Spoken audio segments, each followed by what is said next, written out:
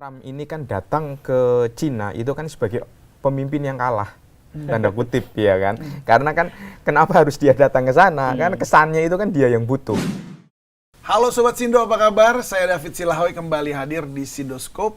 Dan kali ini kita skopnya bicara soal Selat Hormuz nih ya. Perang antara Amerika Serikat dan Israel melawan Iran, dan seperti apa situasi geopolitik saat ini. Nah, sudah hadir bersama saya di Sindoskop ada Mas Andika. Selamat datang Mas Andika. Selamat datang. Mas Udin. Ya. Selamat datang. Ya, selamat dan datang. juga Mas Muhaimin. Selamat datang. Ini kita bicarakan lagi mengenai situasi terkini ya. Kalau boleh update nggak sedikit sampai di mana nih perbincangan Amerika Serikat dengan Cina dan apa yang dibahas? Mungkin dari Mas Andika dulu. Iya, jadi kalau untuk saat ini bahwa konflik di Selat Hormuz itu salah satunya kan ditentukan di pertemuan tingkat tinggi antara Trump dengan Xi Jinping. Karena kita ketahui bahwa Cina itu merupakan salah satu mitra dagang ya, mitra ekonomi utama dari Iran. Bahkan kan salah satu indikatornya 80% pasokan minyak ya kan, yang apa istilahnya pasokan minyak Iran itu kan dijualnya ke Cina. Jadi kan Cina itu menjadi kekuatan utama, apalagi dalam perkembangan teknologi senjata, transfer termasuk teknologi nuklir dan lain sebagainya. Cina kan juga menjadi pengaruh kuat. Karena itu dengan adanya pertemuan Donald Trump dengan Xi Jinping itu menjadi upaya ini ya, misalnya upaya Donald Trump mendorong Xi Jinping agar Cina itu menerima kesepakatan tanda kutip ya, kan 14 proposal kesepakatan dari Amerika Serikat yang untuk bisa diterima sama Iran, dan sampai sekarang kan masih ditolak. Dan dengan adanya campur Saling tangan menolak proposal soalnya. iya, dengan adanya istilahnya tangan besinya Xi Jinping ya, ada indikasi lah, istilahnya ada indikasi Iran itu kemungkinan akan semakin melunak kan, seperti itu. Walaupun dalam kenyataannya kan tetap kedepannya tidak bisa diprediksi, karena kan kabarnya itu kan Iran mengajukan beberapa syarat ini kan, beberapa prasyarat agar kedua negara baik Amerika Serikat dan Cina itu mau berunding. Syarat yang diajukan oleh Iran itu kan seperti penyelesaian ini ya, mengakhiri konflik, kemudian ada sanksi-sanksi Iran itu semuanya dicabut, walaupun itu akan sangat sulit ya, karena kan berkaitan dengan nuklir. Kemudian ada Lebanon, konflik di Lebanon itu kan salah satunya itu harus harus dihentikan. Kemudian kekuatan ataupun kedaulatan Selat Hormuz itu tetap dipegang sama Iran. Jadi istilahnya negara-negara Arab itu tidak boleh cawe-cawe terlalu besar ataupun terlalu banyak di Selat Hormuz. Walaupun IRGC itu kan Garda Revolusi sudah mengeluarkan peta baru ya. Istilahnya kan Selat Hormuz itu kan dibagi menjadi dua. Sebelah sananya milik Uni Emirat Arab, milik Saudi, kemudian milik Qatar dan milik Oman. Kemudian sebelah sininya kan miliknya Iran. Itu walaupun dibagi berapa kilometer ya itunya? Kemungkinan sih agak 50-50, cuma yang di dekat dengan negara-negara Arab itu terkenal dengan dangkal. Jadi susah lewat kapal. Jadi kapal itu susah lewat, lebih aman itu lewat yang di jalur yang de facto yang dikuasai sama Iran, kan seperti itu. Jadi pembagian versi Garda Revolusi itu dianggap ya tidak adil. Karena itu kan Amerika mengeluarkan ini kan Project Freedom itu kan, proyek kebebasan untuk membebaskan Selat Hormuz dari pembagian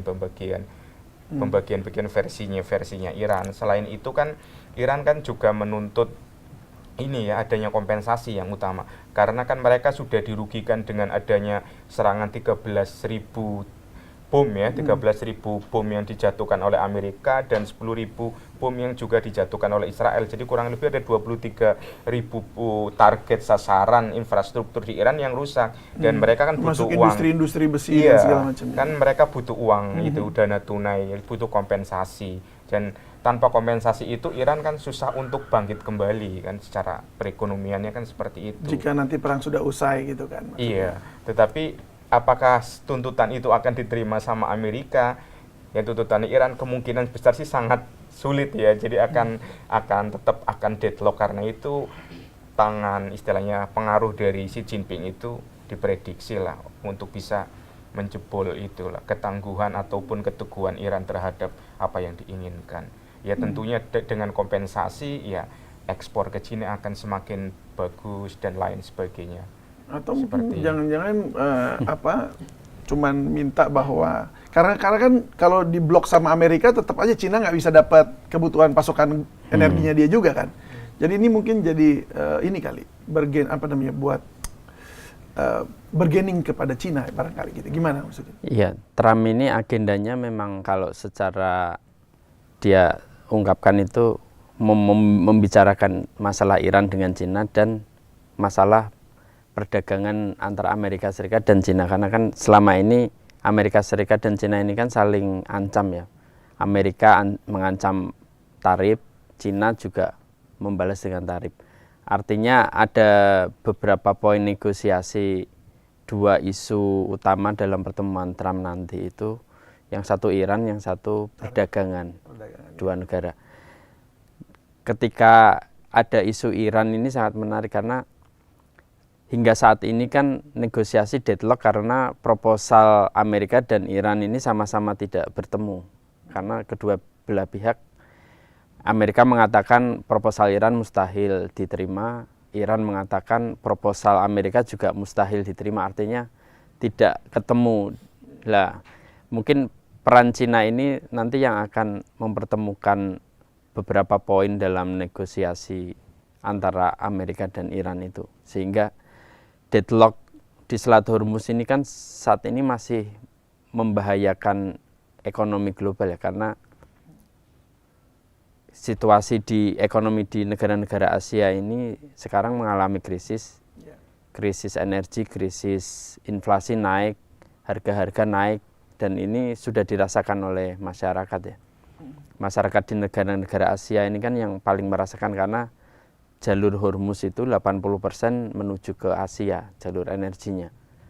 Dan terutama Cina, Indonesia, Korea Selatan, Jepang itu kan mereka masih merasakan dan dunia pun juga masih merasakan dampaknya. Artinya prediksi resesi global ini masih ada.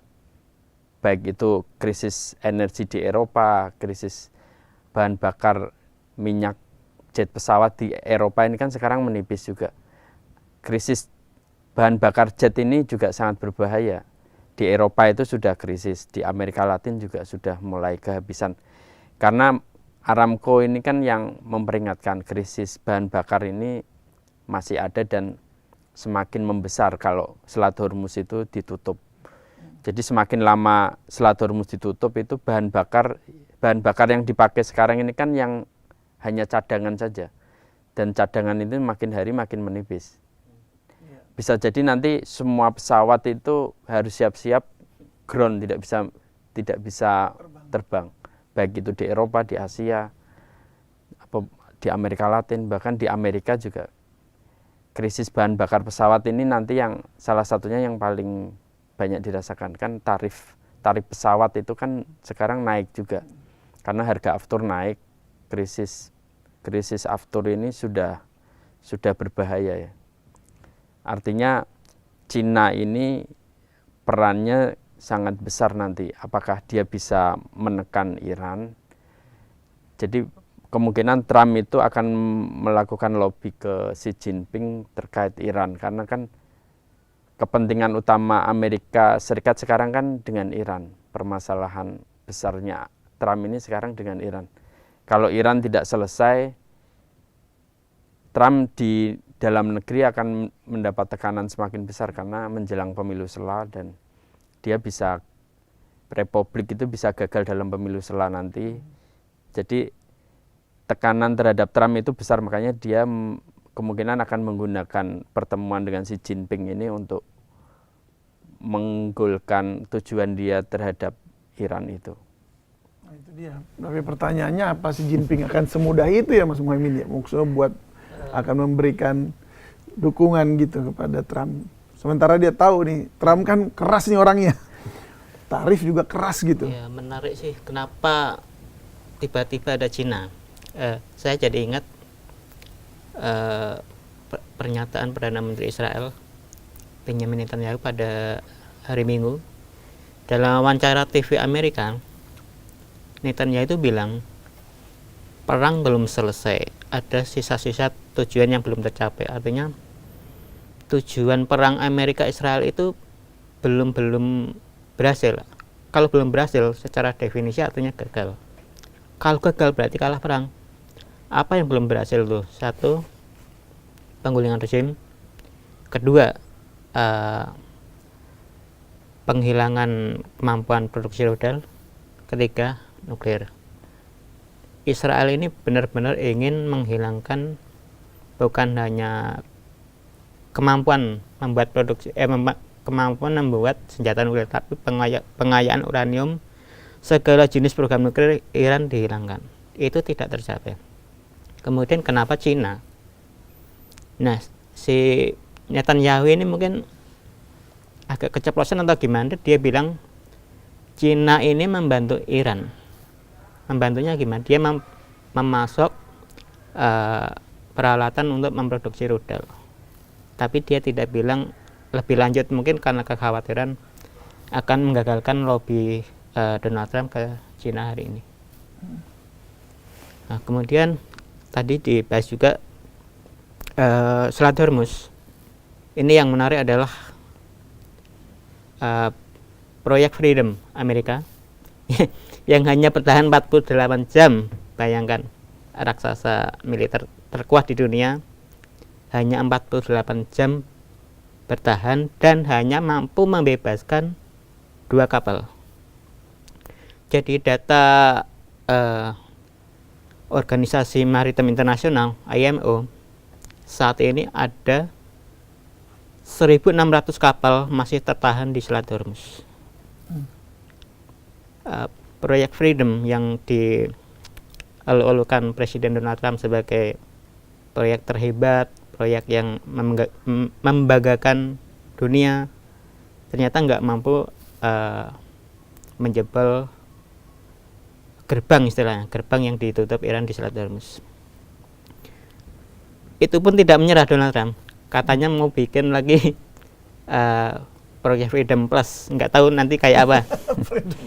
Kayak apa hasilnya nggak tahu. Update yang saya terima seperti itu, Mas David. Mungkin nanti nggak tahu hasil lobby Donald Trump sama Xi Jinping kayak apa. Kemungkinan besar juga yang disampaikan Bang Andika sama Bang Udin tadi, Trump akan menekan Xi Jinping untuk menekan Iran agar menyerah lah istilahnya. Selat Hormuz dibuka, proposalnya diterima, tapi menurut saya agak mustahil karena proposal Amerika dan Iran seperti yang dibilang tadi saling bertabrakan. Iran itu ingin bahwa satu, ada jaminan tidak akan diagresi di masa depan. Yang kedua, sanksi primer sekunder dicabut. Ketiga, Selat Hormuz di bawah kontrol Iran. Nah, yang keempat ini masalah nuklir. Ini dibahas belakangan. Kebalikannya, Amerika ini nuklir dulu bahas ini. Baru bahas Selat Hormuz segala macam. Ini nggak pernah ketemu, dimediasi oleh negara manapun nggak bisa ketemu, apalagi Pakistan.